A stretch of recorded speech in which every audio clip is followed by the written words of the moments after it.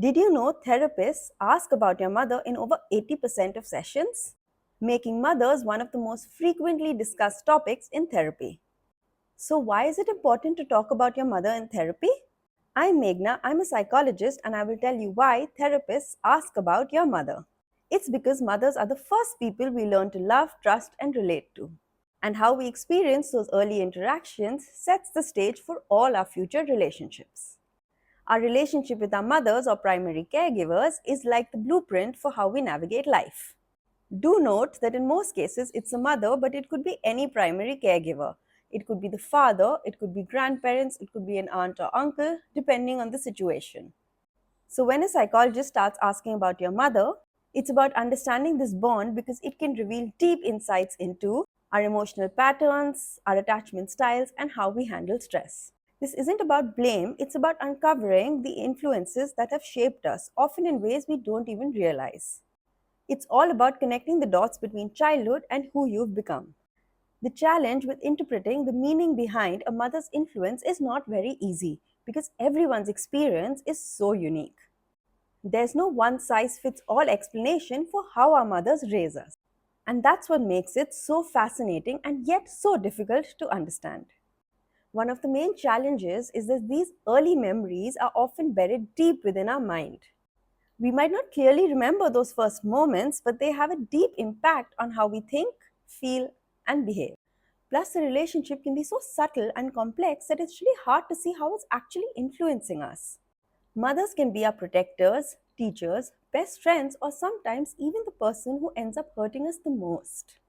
They bring us the most joy, but they can also leave the deepest of scars. Despite all these complexities, researchers have found some common patterns that can help us understand this relationship better.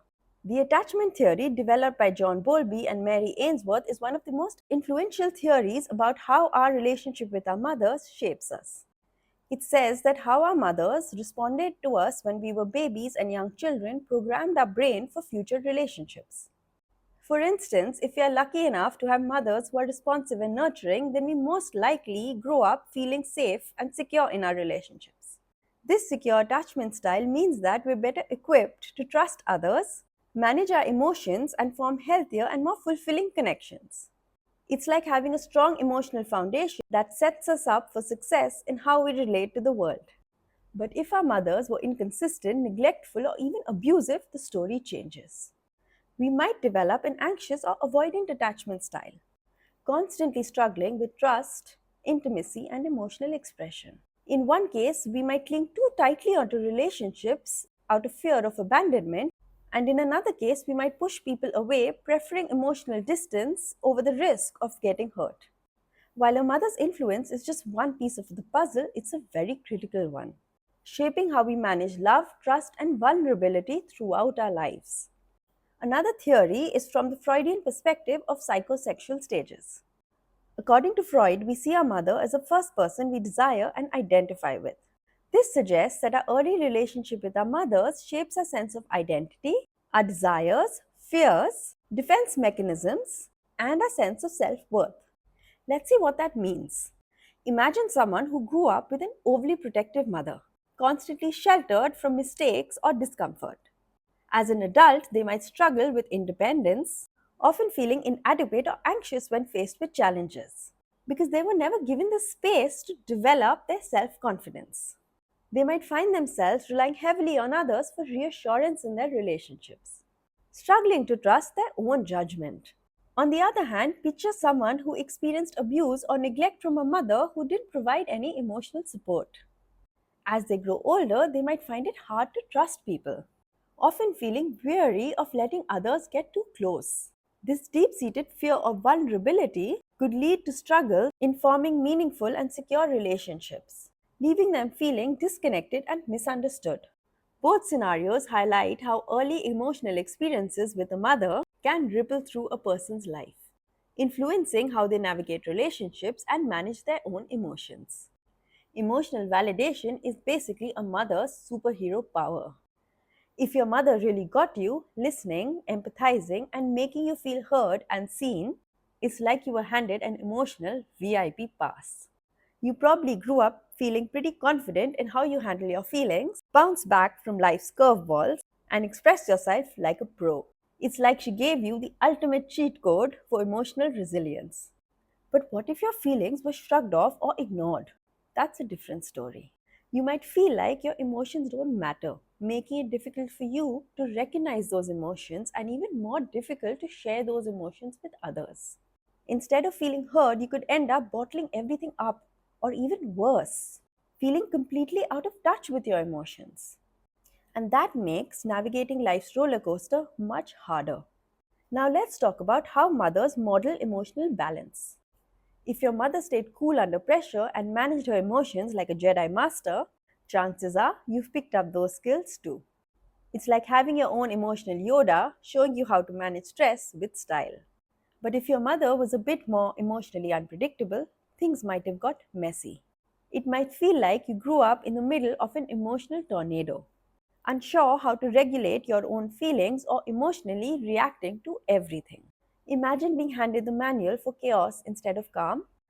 Here's the reality: whether your mother was a master of emotion or not, you can always learn to steer your ship through life's ups and downs. Mothers set the stage for how we approach our feelings, for better or for worse.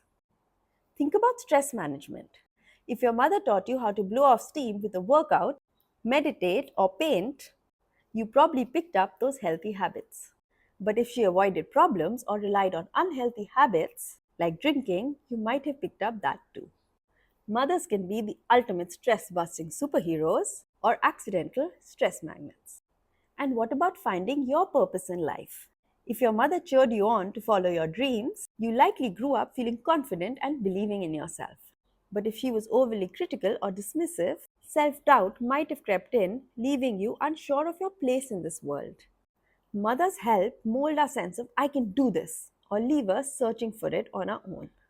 Mothers also hand us values, whether it's about hard work, kindness, or standing up for yourself. But if she clung to outdated stereotypes, it can take serious self reflection to break free of those. Even family dynamics matter. How a mother interacted with others, like our dads, siblings, or extended family, can shape how we form relationships too. If your mother had a tough relationship with your dad, you might struggle with trust or intimacy in your relationships. Family sets a tone for how we connect with others. One of the most powerful ways in which our mothers influence us is through messages they send about our self worth. If you grew up hearing you're amazing, you're capable, and you're loved, that's golden. You're more likely to feel confident and secure. But if you constantly heard criticism or felt dismissed, self doubt and anxiety might follow you into adulthood. But here's the deal: this isn't about blaming our mothers, it's about understanding their impact on our lives. Therapy is where the real magic happens. It's where we untangle these dynamics and start living our best lives. Bottom line is, our mothers shape who we are in big and small ways. By understanding these dynamics, we can break free from the limitations they created and grow into the best versions of ourselves. If this hit home for you, drop your thoughts in the comments below. I'd love to hear from you.